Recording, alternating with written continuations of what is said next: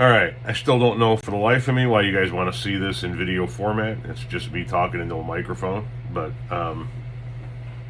this is the recording of episode 147 of the Second Half Podcast.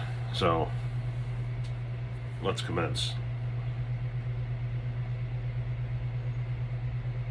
Sorry, that's something on my screen. Hang on. Alright. And we're going to get off and running now.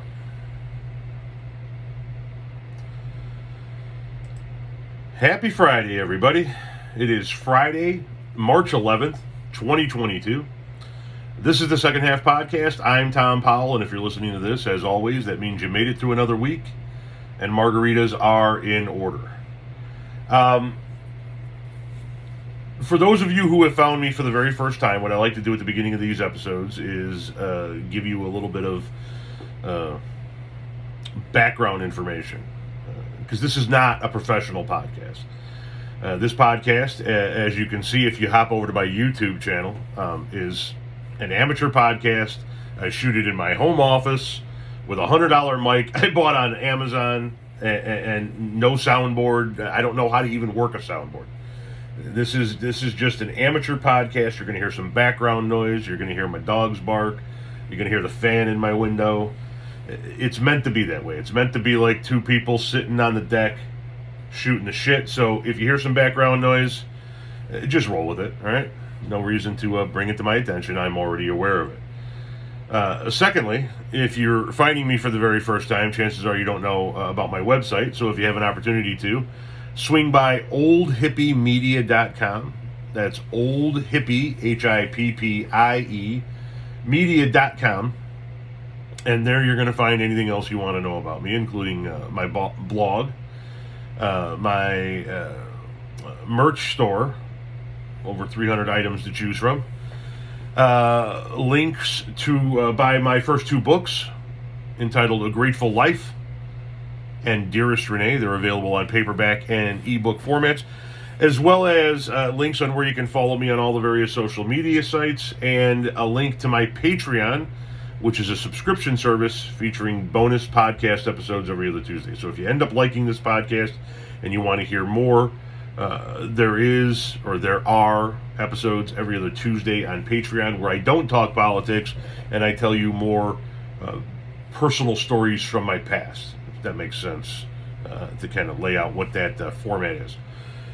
Anyway, that's oldhippiemedia.com, and that's the last we're going to talk about that, as I don't like to turn this into a huge pimp me session, even though if I don't pimp me, nobody will. So, what do we got going on this week? Well, before we get into the stories of the world and the politics, let me give you an update on the story I talked to you about last week, which is me finding out that I have a daughter that I never knew, a 32-year-old daughter, and a couple of grandkids, and a son-in-law. Well, I had an opportunity to this week. My wife and I actually had an opportunity to this week FaceTime my daughter. So it's the first time we got to speak to each other face-to-face as opposed to just in text message format, which was awesome. She has a lot of Powell mannerisms. She looks like a lot of Powells. She certainly talks like a lot of Powells, so there's probably no doubt in my mind that she's a Powell. But no offense towards my daughter, but I also really got to, for the first time ever, speak to my grandkids, which was, wow, that was something else.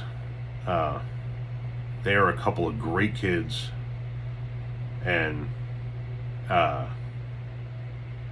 seeing them at this stage in their life makes you realize you missed a lot of time with them, but it's an interesting dynamic, and I cannot wait to be able to have them sitting next to me at a face-to-face meeting and just asking me questions.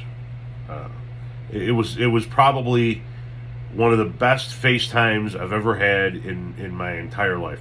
And FaceTimes haven't been around a very long time in the grand scheme of my life, but nonetheless, probably the best FaceTime I've ever had. My wife and I are very excited about this. Now, obviously, I've had phenomenal FaceTimes with a whole bunch of family members. I don't want anybody to think I'm dissing anybody else in this. But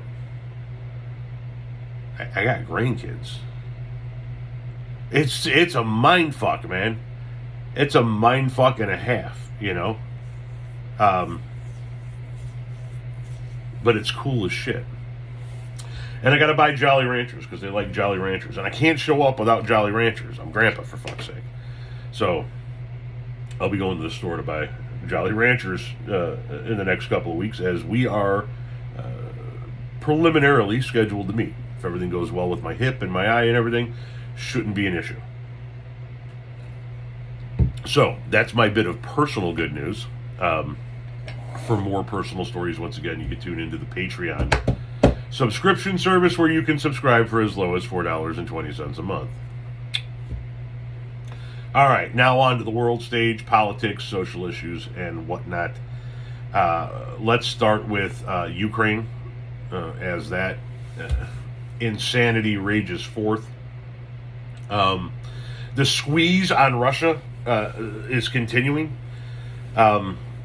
Some people call it cancel culture when this happens to somebody on social media, but essentially, the way the world is responding to Russia and their attack on Ukraine is to just squeeze the ever-loving life right out of them. More and more companies are cutting ties with Russia. More and more companies are pulling out of Russia, closing their facilities, not offering their products or services in Russia. And now more and more sanctions are getting put on, including what might possibly be the biggest blow to Russia's economy yet, which is the world beginning to cut off energy imports from Russia. A chunk of Europe heavily relies on energy from Russia, and we here in the United States import some Russian oil. Russian oil, for the idiots out there who continue to troll me on social media and tell me that we have quadrupled our purchasing of Russian oil. We are now dependent on Russian oil. Oh my God, can you believe this? We are once again purchasing Russian oil. We never fucking stopped purchasing Russian oil, but we are far from dependent on it. Far from dependent on it. Russian oil makes up between 3 and 7% of all oil imports in this country. Now, is that going to hurt? Of course it's going to hurt. Even at 3 to 7% in an already lean market with already out of control prices, taking any amount of product out of the system is going to add to the misery. It's going to add to the consternation. So of course it's going to hurt. But we've got to strangle Russia to the ground, and this is what's happening. Now people say, why is that such a big deal to Russia? Because you got to remember that it's not like here in the United States. Here in the United States, we have a federal government, and then we have a bunch of private oil companies that drill. In Russia, the state owns the oil companies. So the federal government is making money off of drilling and exporting energy, oil and natural gas. And the world is like, yeah, we're going to have to cut that off. Now, that's really going to hurt Europe. Europe heavily depends on Russian energy. So Europe is really going to feel the pinch before we do, but it's gonna hurt here as well. But the same fucking people that are going to piss and moan that Joe Biden cut off Russian imports of oil, thus causing a little bit more pain at the pump, are also going to turn around and go, I can't believe Joe Biden was buying Russian oil. So you can't fucking win no matter what.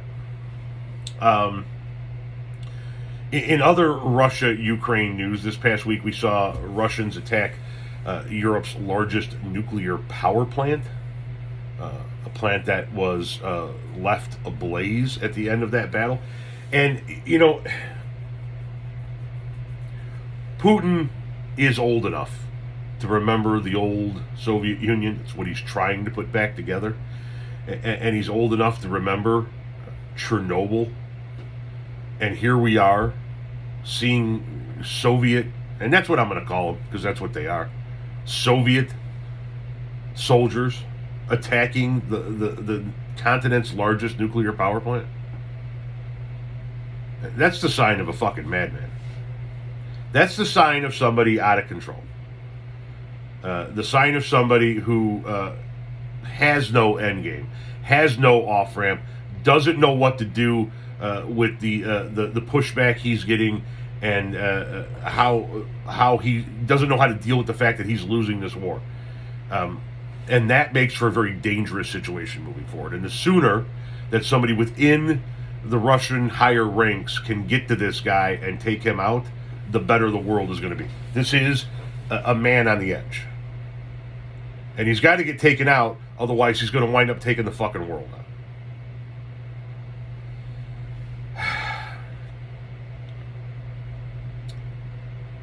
But that wasn't even the shittiest news of the week. Because here on the American front, we have elected officials that felt it would be a good idea to jeopardize the location and life of Ukrainian President Zelensky in order to score some type of social media political points. Excuse me. The entire Senate this past week, or since we last spoke, held a secret Zoom call with Zelensky to discuss how the United States could support him and his country in their efforts. And it was agreed upon at the beginning of, according to all reports, at the beginning of that Zoom call, it was agreed upon that nobody would discuss said Zoom call. But certain Republicans couldn't help it. And they tweeted out the fact that they had had this Zoom call with Zelensky, posting still photographs of Zelensky on the screen and talking about what a great meeting they had, because they want to be seen as interacting with world leaders, because they all have ambitions for higher office, but they're never going to get there because they're all too fucking stupid. Anyway, this group of elected officials, shockingly, all Republicans, and it included Marco Rubio, who, you know, there are a lot of Republicans who have to go, but Marco Rubio has to be at the top of that list. Has to be at the top of that list. What the fuck, man? This guy not only tweeted out about the meeting, he tweeted out about the meeting during the fucking meeting. During the meeting. It's not like he told somebody that he knows that he's having this private, secret Zoom call with the president of Ukraine, who, by the way, made the Zoom call from an active fucking war zone.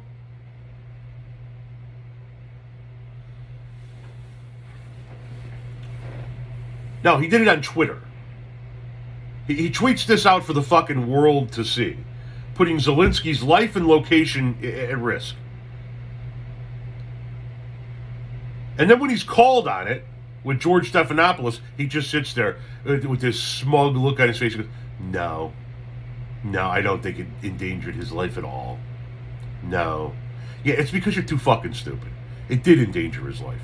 And you're a fucking disgrace to the office that you hold. You should be stripped of your committee. And God willing, and I don't even fucking believe in God, you get voted out by a fucking landslide, you ignorant piece of shit.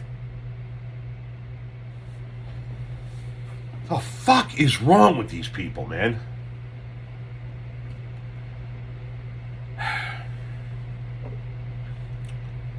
I digress.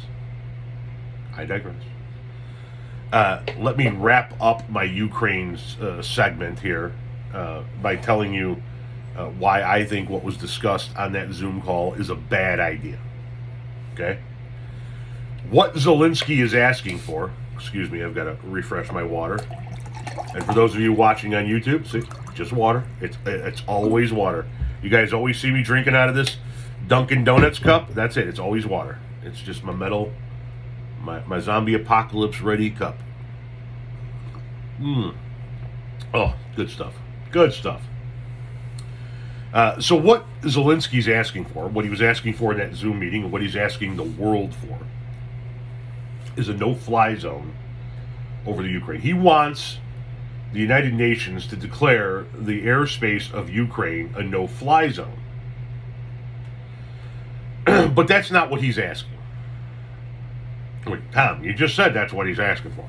Yeah, that's what he's technically asking for, but what he's really asking for is the world to go to war with Russia. Because that's what that would result in. And for anybody out there who's saying that we should initiate a no-fly zone, maybe you're right, maybe you're not right, but you got to stop and think about what that actually entails, okay? If we, as a member of the United Nations, or even as a member of NATO, decide that we are going to initiate a no-fly zone over Ukraine, knowing that Russia has invaded Ukraine and is currently actively attacking it, then what we are essentially saying is we are willing to send U.S. fighter jets into the sky to shoot down Russian planes right now. Because Russia's not going to adhere to the no-fly zone. We know that's not going to happen. So if we're going to honor the no-fly zone, then by definition, we have to shoot down a Russian fighter pilot. What the fuck do you think happens when we shoot down a Russian fighter pilot? We're at war with Russia. So let's just call that what it is. It's not a no-fly zone. He's asking us to collectively declare war with Russia. He's asking the world to declare war with Russia. And he's disguising it by calling it a no-fly zone. Now listen, I'm in favor of helping here, but we got to be honest about what we're asking. If we declare a no-fly zone, it is going to necessitate us shooting down Russian jets. That's it. They're not just going to suddenly pull out. This is not going to happen. But that's what everybody keeps clamoring about. That's what he keeps clamoring about. That's what certain members of the Back Ukraine Society in the United States of America keep clamoring about. And once again, I'm in favor of helping Ukraine. But goddamn, let's just fucking put all the cards on the table. Just say, I want you to declare war with Russia. Because that's really what you're asking.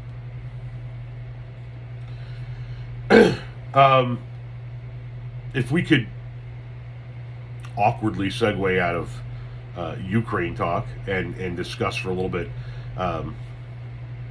any updates and ongoing issues with the January 6th investigation, because now we're starting to see some pretty big movement in the January 6th investigations. For months, what have we heard? Well, how come nobody's been charged with conspiracy? How come nobody's been charged with sedition? How come nobody's been charged with insurrection? This was a fucking tour. This was Antifa. This was BLM. This was blah, blah, blah, blah, blah. Well, now, as always seems to be the case, the bullshit narratives are falling apart at warp speed. We have our first guilty verdict in our first January 6th trial. Now, up until now, what we've been seeing is a lot of littler fish make plea deals to avoid going to trial. But now we're starting to actually have trials, okay? Guy Wesley Reffitt faces a maximum of 60 years in prison. His sentencing is set for June 8th. His son, Jackson Reffitt, testified against him and offered some of the strongest evidence in the trial. Reffitt, a 49-year-old father of three from Wiley, Texas, was indicted by a grand jury on 5 counts last year for transporting a rifle and a semi-automatic handgun to Washington, D.C., and then carrying the handgun onto U.S. Capitol grounds, where he allegedly participated in the January 6, 2021 riot and impeded law enforcement officers. He was also charged with obstruction of justice, illegally entering the Capitol complex, and obstructing Congress's counting of the 2020 electoral votes. Stephen M. D'Antonio, I hope I'm saying that right, and I know I'm not, the assistant director in charge of the FBI's Washington field office, said in a statement on Tuesday that the verdict, quote, should serve as a reminder for others who committed crimes on the Capitol that day that these are serious charges and the FBI and our law enforcement partners will do what it takes to hold them accountable. Now, therein lies a key line. It should serve as a, what did he say here? Let me roll back up here. It should serve as a reminder to others who committed crimes at the Capitol that day. This was a message being sent. This was a message being sent because this is a guy who's not contrite about what he did. This is a guy who's not sorry about what he did. This is a guy whose wife isn't sorry about what he did. He's sorry he got caught, and he's not backing down on any of it. And they're going to make an example out of this piece of shit. Reffitt, a member of the far-right militia group, the Texas Three Percenters, pleaded not guilty to all 5 charges and tried unsuccessfully to have some counts thrown out. Now, that's where I want to stop again. A member of the far-right militia group, the Texas Three Percenters. That's key. That's key. I want you guys to listen to me here. I've been reading a lot about this shit. I follow the news relentlessly. I'm telling you, right now, if you know a 3%er, keep your fucking distance. These people, the Reddit chat rooms and the various social media apps where these fuckers spread their conspiracy bullshit, these fuckers are pissed. And they are hell-bound and determined to try and overthrow this government again. And they believe, among all the other groups, you got the Proud Boys and all of those other groups, and we're going to talk about a couple of those groups here in a minute. The 3%ers, from everything that I'm reading, the 3%ers are the ones who actually believe we are currently in, more or less, for lack of a better way of putting it, a silent civil war, and they're just waiting to start shooting any liberal they see in the country. I'm telling you, I'm warning you, you heard it here, I'm telling you, if you know any 3%ers, keep your fucking distance. These assholes are fucking insane. I wouldn't have anything to do with a 3%er right now. They actually believe we're in a civil war, and it is almost time for them to turn it into a live civil war, as opposed to a silent civil war.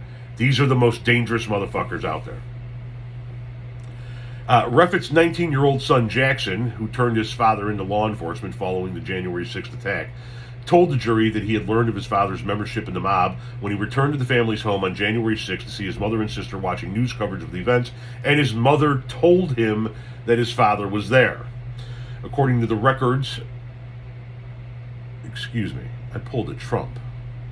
According to the recordings played for the jury, Jackson captured his father admitting he had carried a gun outside the Capitol, an offense that is punishable by years in prison. He recorded his old man. That's how fucking serious this shit is, man. He recognized the fact that his father had been radicalized. And that he was responsible for being a part of a group that was attempting to end the American experiment. That's how fucking important this is. Quote, "You carried a weapon onto Capitol grounds," Jackson is heard saying.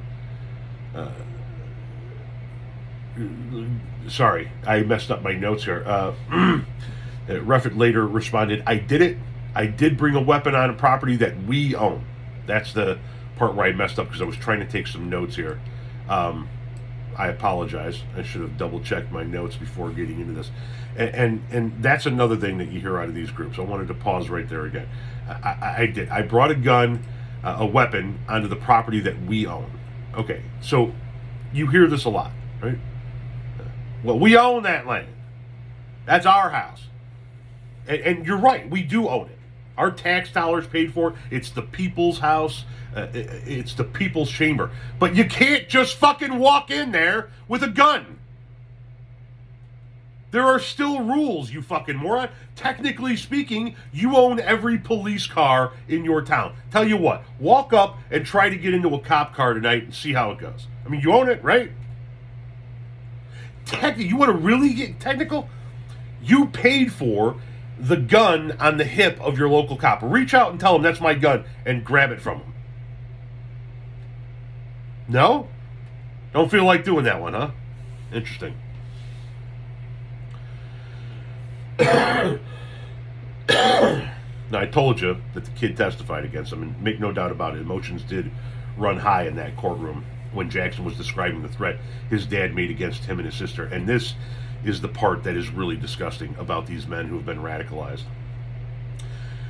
They told him, his sister Peyton, so the two kids, Peyton and Jackson, told their father they had to turn him in to authorities, and this is what he said to them.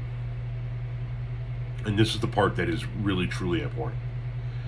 Quote, "If you turn me in, you're a traitor, and traitors get shot."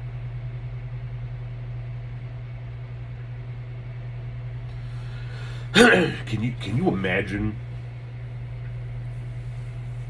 being so radicalized that you're willing to shoot your own kid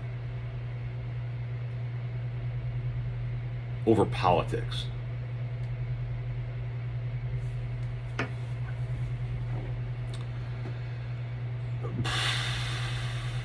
Wow.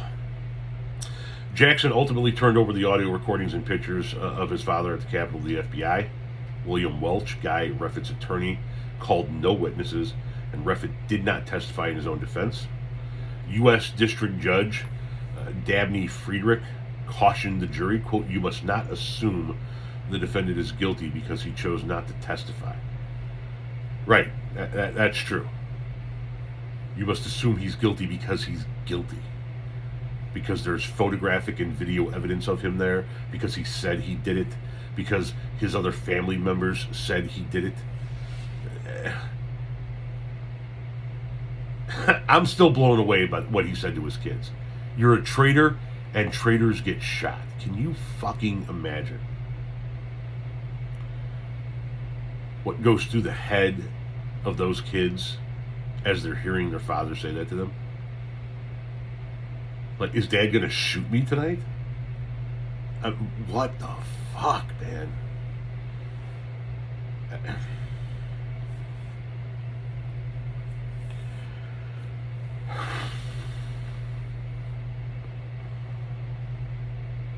More than 750 people have been charged in the investigation, and over 200 have entered guilty pleas. And as I said earlier, that's because we were dealing with the little fish early on. And a lot of those entered into guilty pleas to avoid lengthy prison sentences as a result of a trial.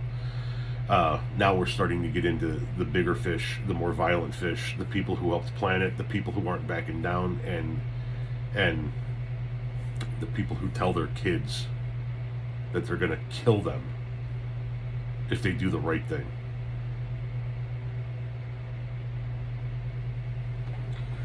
In addition to that bit of good news, hearing that piece of shit has been found guilty and faces 60 years and a potential sentencing in June, we have this bit of good news. A member of the far-right Oath Keepers extremist group has become the first to admit to engaging in seditious conspiracy on January 6th to keep President Biden from taking office. He admitted what? He admitted to engaging in seditious conspiracy? An Oath Keeper? Well, that doesn't sound like a BLM activist to me. Let's see what this is all about.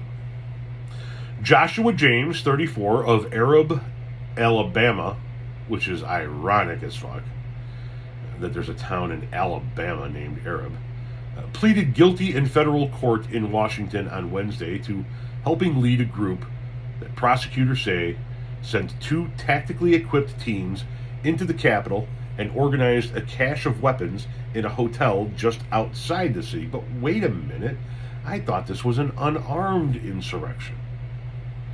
We got one guy getting found guilty of his acts on January 6th, and he was armed. Now we have this gentleman admitting to organizing a cache of weapons for the insurrectionists. Interesting.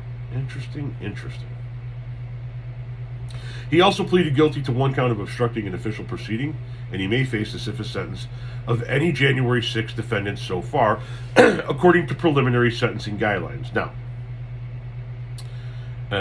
the fact that he's cooperating is obviously going to mean he's going to get a much lighter sentence, so everybody needs to go into this aware of that.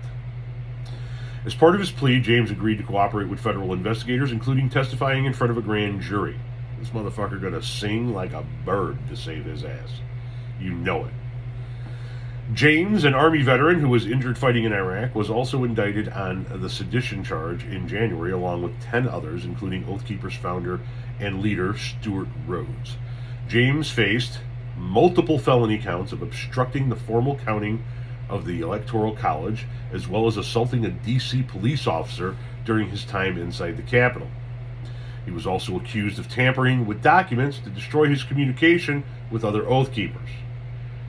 Prosecutors agreed to dismiss the charges other than seditious conspiracy and obstruction counts. Both charges carry a maximum of 20-year prison terms.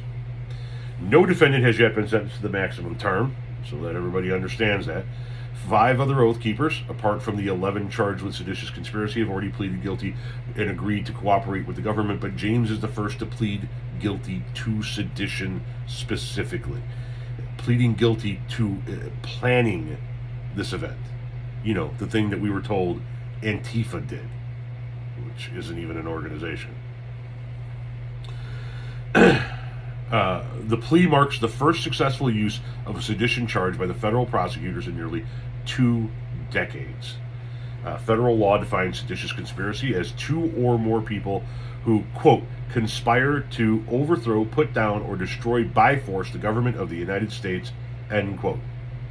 Or act, quote, by force to prevent, hinder, or delay the execution of any law of the United States, end quote.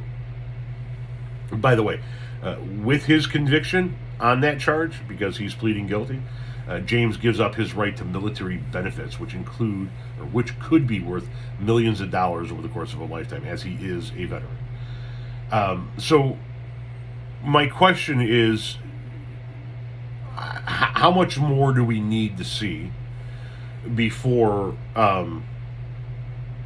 the Trump supporters out there, the people who are still making excuses for January 6th, actually admit that BLM or anybody who adheres to the Antifa mindset had nothing to do with this? And you have dozens and dozens and dozens and dozens of people pleading guilty on various charges, and now you've got people starting to plead guilty on actually planning this event. And none of them are BLM. None of them are what would be typically defined as Antifa. He said with air quotes for all of you not watching the YouTube video. How much more? How much longer are you guys going to hold on to the conspiracy bullshit that this wasn't a bunch of Trump supporting Karens throwing a hissy fit that they didn't get their way in the election? I mean, these guys are pleading guilty. Others are being found guilty.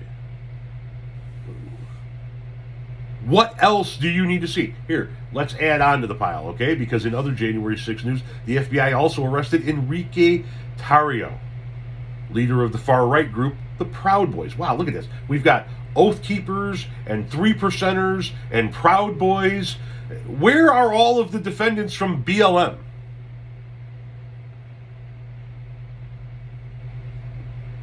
Where are all of the quote-unquote Antifa members? Once again, that's not an organization, but using terminology from the Trump-supporting right. Where are they? I'm seeing 3%ers, I'm seeing Oath Keepers, I'm seeing Proud Boys. I'm not seeing any BLM or Antifa. Go figure.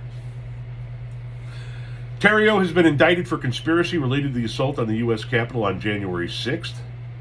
Tarrio, 38, was arrested in Miami. And if you haven't seen the video of his arrest, he was arrested in the middle of the night and was told to come out of the house, spotlights lighting up the front of the house, so they could take him into custody. And he did so, like in a fog, because he was probably asleep, and in his skivvies. And it's a great video. You should watch it. Sorry, where was I?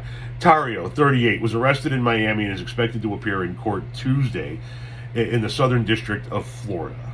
The indictment also includes 5 other Proud Boys members who were previously charged in relation to January 6th. Tarrio has not been accused of taking part physically in the Capitol rioting, but the Justice Department alleges he led the advanced planning, sorry, that's my water bottle you hear off to the side, the advanced planning and remained in contact with some of the Proud Boys while they were taking part in the Capitol breach. And that's going to be the key part for him. The Proud Boys leader had been arrested on January 4th, 2021, and accused of bringing ammunition into the District of Columbia and burning a Black Lives Matter banner. He was then released the next day and ordered to stay out of Washington, but according to the indictment, Tarrio allegedly continued to direct the Proud Boys during the rioting at the Capitol and on social media and in encrypted chat rooms. He also claimed credit for what had happened. The indictment alleges that in December 2020, Tarrio and Proud Boys members conspired to obstruct and stop the certification of the Electoral College vote on January 6th. Prosecutors said that the indictment, that in December, an unnamed individual sent Tarrio a document entitled 1776 Returns, which described a plan to occupy multiple buildings, including congressional chambers. Tarrio later created multiple encrypted messaging groups to discuss plans. On January 5th, after he had been ordered not to be in the District of Columbia, Tarrio met with Stuart Rhodes, the head of another far-right group, the Oath Keepers, and others in D.C. In a parking garage. Now, how could he be in a D.C. parking garage if he's been ordered to stay out of D.C.? And these guys are the Law and Order Party. The Capitol was discussed, according to people familiar with that meeting in the D.C. parking garage. The next day, on January 6th, about 100 members of the Proud Boys gathered at the Washington Monument at 6 a.m. Several are alleged to have, quote, directed, mobilized, and led members of the crowd onto the Capitol grounds and into the Capitol, leading to the dismantling of metal barricades, destruction of property, and assaults on law enforcement, end quote, the indictment says. Tarrio posted on social media that day, January 6th, quote, make no mistake, we did this. Motherfucker, we aren't going to make a mistake. And we're going to use your own fucking words against you. The other guy is facing 6 years. I guarantee you your ass becomes a federal witness. I'll tell you right now. Mark it down right now. March 11th, 2020. You heard it here first. This motherfucker is going to become a federal witness. He's going to flip. He's going to turn.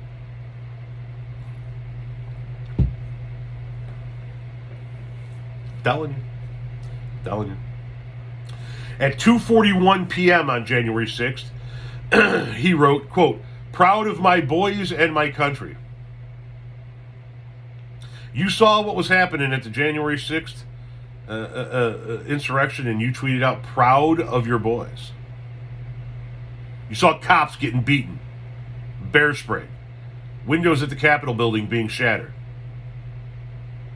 smoke on the steps of the Capitol building, and that made you proud?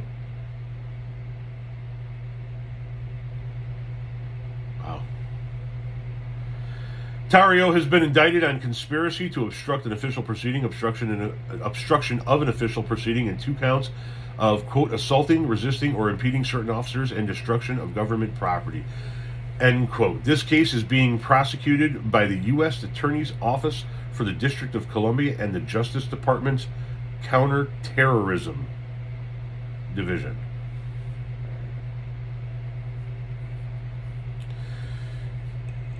This is the completion of a 180 in this country. Now, what do I mean by that? You remember when Obama was running for office? And he was running against McCain the first time around. And McCain thought his X factor was going to be Palin, his vice president. You guys all remember Sarah Palin, Caribou Barbie, the helicopter moose hunter. Remember one of her big slogans, her big taglines, the thing that she used to like to repeat at political rally after political rally after political rally was palling around with terrorists? Can you believe we got a Democratic presidential candidate here who's palling around with terrorists? And since that point in time, the Republican Party has gone from the 100% all-American, protect everything American at all costs, I can't believe you fucking terrorists out there are trying to infiltrate our country. They've now done a complete 180 to where they are now the people breaking the windows at the Capitol building, beating Capitol police officers, and being the terrorists themselves. The ones that are under investigation by the Counterterrorism Division. The FBI told us white nationalist domestic terrorist organizations were the biggest threat to the United States of America, and the right wing scoffed at it. Do you fucking believe that? They didn't say it was brown people with hijabs. Bruh. They're fucking right. Wasn't a bunch of fucking brown people with their faces covered, climbing the walls at the Capitol building, smearing shit, putting their feet up on the speaker's desk. No, it was domestic fucking terrorists. It was these assholes. These white nationalists, Klan members without their fucking hoods. The Three Percenters, the Oath Keepers, the Proud Boys. These are all white nationalist, domestic terrorist organizations that need to be squashed into the fucking ground like campfire ash.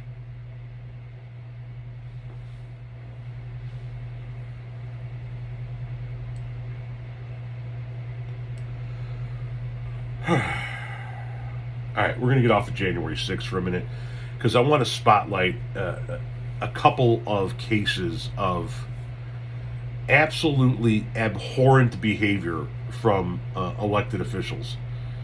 The one I'm going to end on is still mind-blowing to me. I've read probably a dozen articles on the one I'm going to end on, and I still can't believe every time I read it. But first, we need to talk about Lauren Boebert. Yeah. Yep. I know. Some of you are in your cars right now going, oh, he's going to talk about Lauren Boebert. Jesus, fucking bitch. I have to. Lauren Boebert chastised the President Biden during his State of the Union address, if you recall. Biden was talking about soldiers who are exposed to burn pits in war zones. Now, real quickly, if you don't know what I'm talking about, as you could possibly imagine, a temporary base put up in a foreign land somewhere is going to generate a fuck ton of garbage, right? It's going to generate an ass load of debris.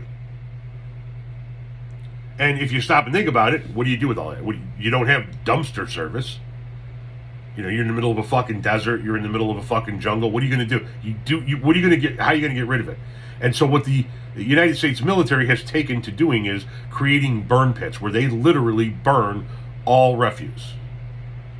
Doesn't matter what it is. If it's garbage, it gets thrown into the burn pit and it gets burned. And as you could quite possibly imagine, there are toxins released into the air in massive doses when doing this. And he was discussing soldiers during the State of the Union. He was discussing soldiers who are exposed to these burn pits and come back home and develop life-threatening cancers. Now, he was using his son as an example because his son, Bo, served in both Kosovo and in the Middle East and was exposed to these burn pits. And he developed brain cancer and died. During that part of the State of the Union, Lauren Boebert, famously now, interrupted the State of the Union address to chastise Biden about 13 soldiers who had been shot in an attack on the airport in Afghanistan as we were withdrawing. Okay? She's so adamant about these 13 soldiers' lives. Every last one of them as important as any other soldier's life. But when talking about burn pit exposure, she had to interrupt the speech to bring up those 13 soldiers. Okay? You feel strongly about it. We get it. But then what does she do? She turns around and she votes against a bill that would support veterans that are sick and dying from toxic exposure to these burn pits. There was a bill, the Honoring Our Pact Act, that she voted against.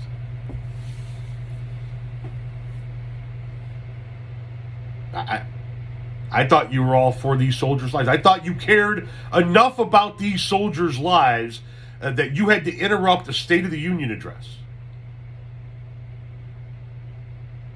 just not enough to cast a vote to help them. Right? When you actually have the power to help them in the form of your vote, nope, can't do it. When you have no power to do anything other than make a fucking ass out of yourself, you do that. 3.5 million veterans it would have helped with access to health care and disability benefits after they served our country overseas. This woman has no compass. None. Absolutely none. If I could be so bold, she's a barmaid somebody found and said, hey, let's make this dumbass congresswoman. That's all she is. People go, oh, you're ripping on barmaids? No, not in the least bit. Noble work. It's not congressional level work, though. And Colorado has got to do better. They have to. This is fucking insane. How do you feel so strongly about veterans' lives that you actually interrupt the State of the Union address, but then in the same fucking week, you cast a vote against helping those same veterans? What the fuck is wrong with you?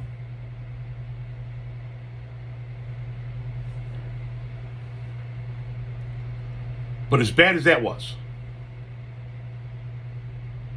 believe it or not, that wasn't the worst we saw this week. Oh, once again, I still can't believe this story. This is the one that I'm going to wrap up on here, because this is the worst one we saw this week. And every fucking time I read it, I am flabbergasted by it. The worst we saw this week was Michigan Republican Robert R.J. Regan. Regan said he tells his daughters to, quote, lie back and enjoy it, end quote, if rape is inevitable. Let me read the whole thing.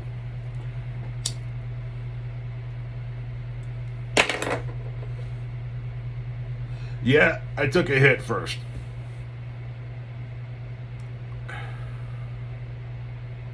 Regan, who is running for a state house and a state house seat, and let's be clear, he's not just running for a state house seat in Michigan.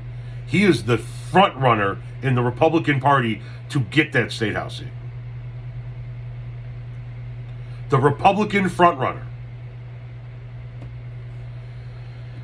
He made the comments on a Sunday Facebook live stream hosted by a conservative group. Regan used the crude analogy while telling another participant that it was not too late to decertify the 2020 presidential election, saying he tells his daughters, quote, well, if rape is inevitable, you should just lie back and enjoy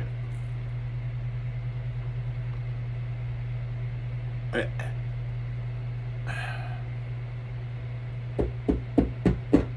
Let me just continue reading this.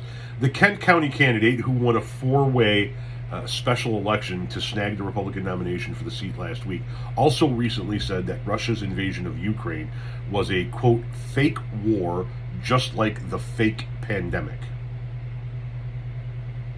Now, before I give you my opinion on all of this, just so that you understand, the Michigan Republican Party, now this is a Michigan Republican Party that put together its own set of fake electors to try and overturn the 2020 election, was listening to Trump tell them to not count certain votes from certain counties. This is a Michigan Republican Party that has done some very bad and deceivious, shitty fucking things.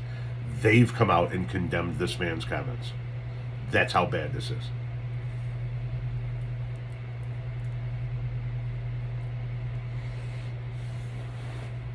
So let's see here. Regan, in just this one little story, says that now, this week, this happened this week, keep in mind, in 2022, March of 2022, he's telling people that it is still not too late to decertify the 2020 presidential election. The pandemic was fake. The Russian war in Ukraine is fake. And women, if they're going to get raped, should lie back and enjoy it.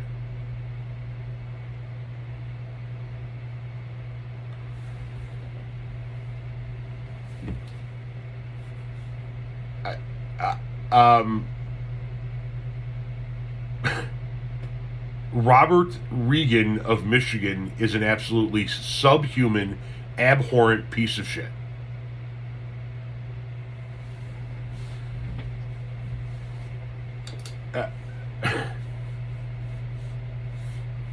I don't even know where to begin with all of these things. First of all, it's 2022. The 2020 presidential election is fucking over. I hope somebody in Michigan plays this for that fucking asshole. It's over, you ignorant sack of dog shit.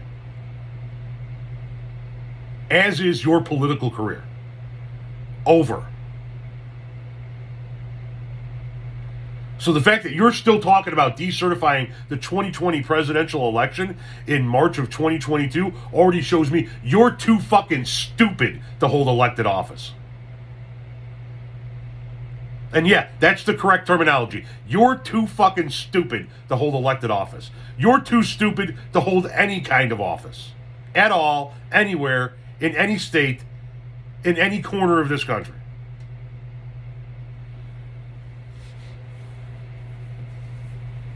Then we move into the Russian war is fake.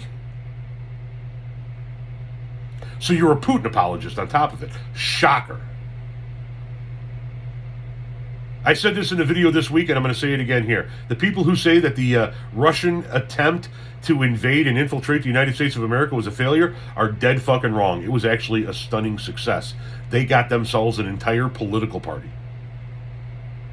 Now, is that to say that every Republican is a Russian supporter? No. But Russia has taken over the Republican Party as we know it. There is no denying that anymore. Now we even have assholes like this saying that the war is fake, which is really not a shock considering he also said that the entire pandemic was fake.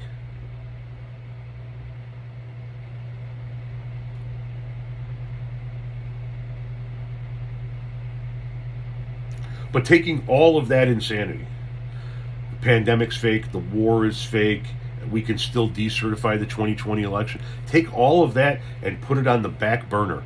You actually told your daughters that if rape is inevitable, if you're going to get raped, lie back and enjoy it?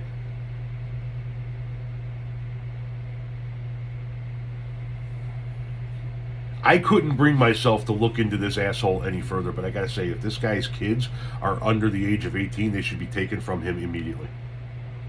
I'm not even joking when I say that. If that's what he tells his daughters.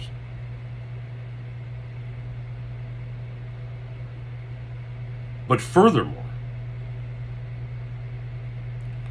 while I don't even come close to pretending to speak on behalf of any woman or women group of women, I certainly don't imply that I'm speaking for all women who have survived sexual assault. But the fact that that's what you would tell any woman, to stop fighting, lie back and enjoy it. Enjoy. You know what?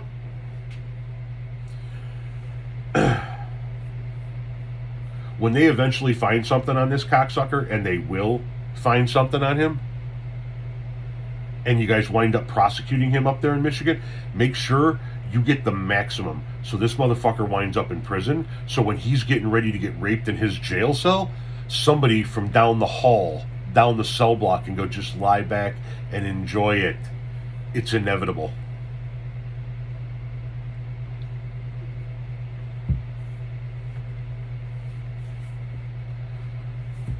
So once again, while I don't speak for any group of women, I'm going to offer up a message on behalf of all women, specifically women who have been survivors of rape. I'm going to offer up a message on their behalf, and any woman can say, you don't speak for me, that's fine.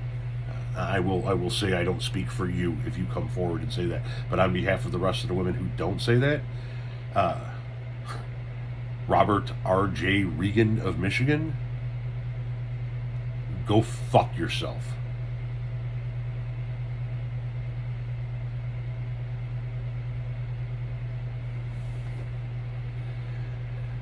Any man who would tell any woman, let alone his own fucking daughter, to stop fighting and just enjoy the rape has thought about raping a woman. You can't convince me otherwise. In my opinion, any man who would say that has thought about raping a woman.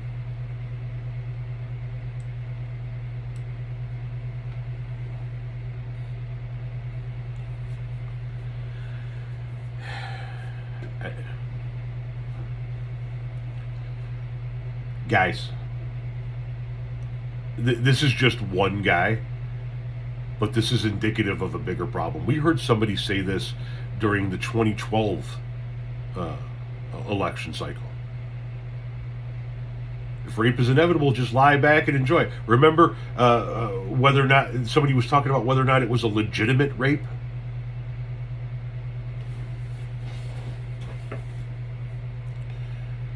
For whatever reason,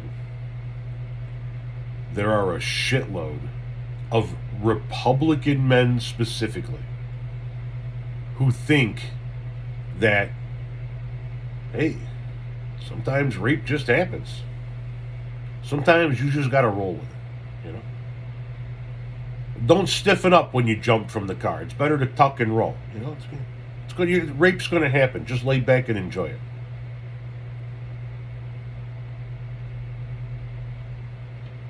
Unbelievably sick fucks.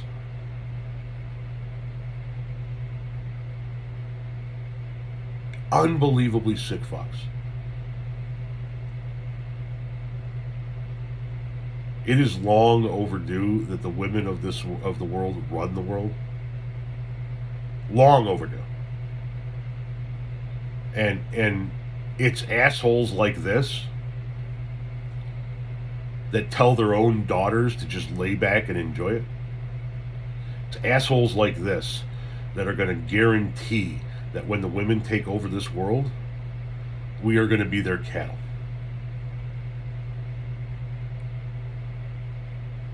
And we're going to fucking deserve it if we keep putting assholes like this into positions of power.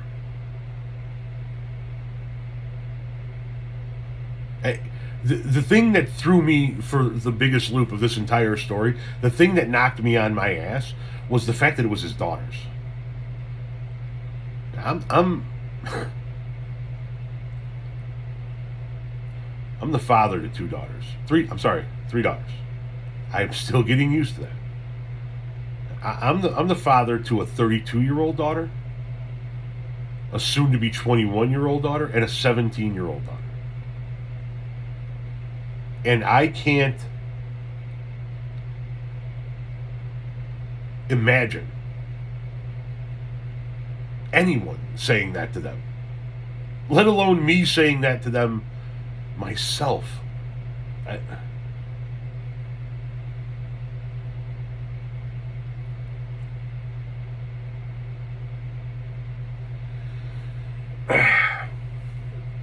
There is nothing enjoyable about rape.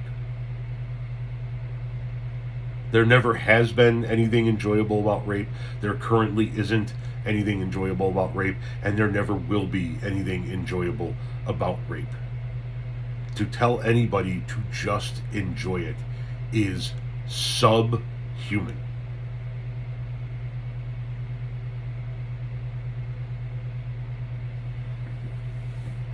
And for everybody listening to this podcast that's on my side of the aisle, politically speaking,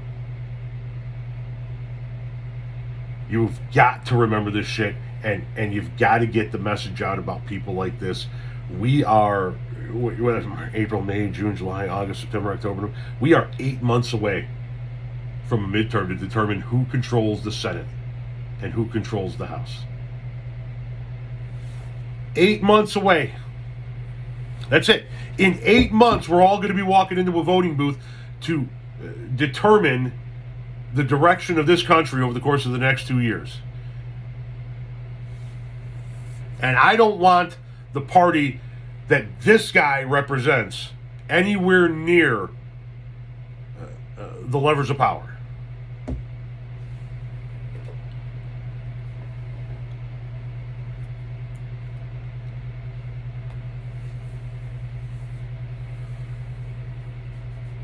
Oh my God.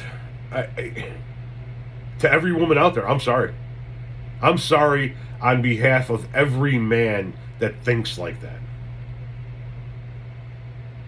That is fucking insane.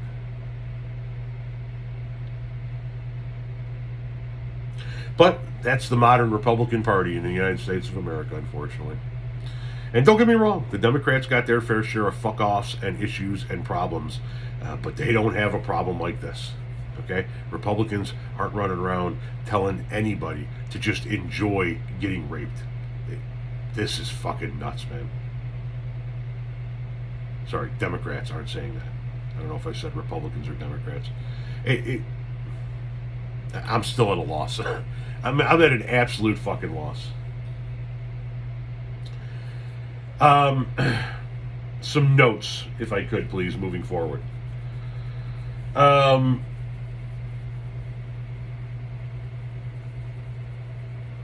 am going to be out of town early in April. I'll let you know right before I leave. But I'm going to be in the Bahamas for just a few days. It's literally a quick 4-day getaway. We're gonna hop on down to Miami, Uber our asses over to the cruise ship, and then we're gonna go on a 4-day cruise. We're gonna spend a 3-day cruise, 4 day. I don't even remember. We're gonna spend a day in Nassau and a day in Coco Cay. So the point being is.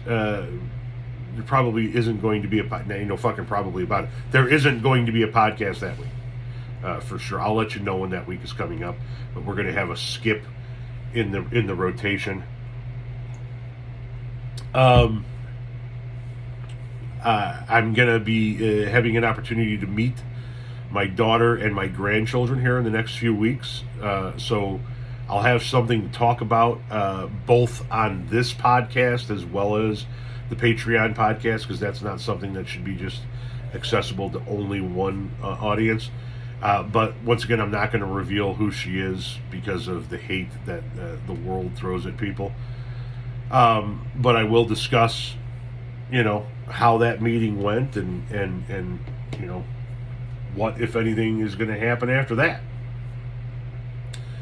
And then we're going to be heading into a period of time in which I'm going to be trying to get some medical work done.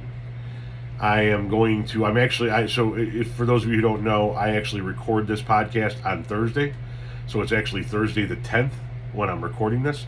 I'm going to get off of recording this podcast, and then I'm going to get to work on getting myself referred into a new orthopedic surgeon, hopefully one over at Rush University, so I can get this hip replaced. I don't know if I'm going to be successful in this, but obviously if I can get myself on the list for a hip replacement at some point in time, there's going to be yet another gap in content as I undergo and recover from hip replacement surgery, if I can get that done. But I'll let you guys know about all of that shit as it approaches. It's looking like 2022 might be a bit of a wild year. We got the Bahamas in April. We've got Jamaica booked in October. We've just been invited to a wedding in August, which, once again, I don't know if we're going to that wedding or not. Maybe we are, maybe we're not, but a lot of stuff getting thrown around here. You know what I mean? A lot of stuff getting thrown around here. So it should be an event-filled year of content, certainly for the podcast, if not for anything else. So thank you guys very much for tuning in this week. Tune in next week for a new episode, and as always, until then, stay grateful. So that's that. As you can tell, I just, excuse me. Damn, hold on a minute. It's dangerous. Out of control. Sorry. As you can tell, that's how I record a podcast. So I use Audacity, which is a free site that you can download onto your laptop. It's easy as shit to do. And I just hit record and I talk. A lot of people have asked me, so how do you do this? Do you do it in segments? No, I just hit record and I talk.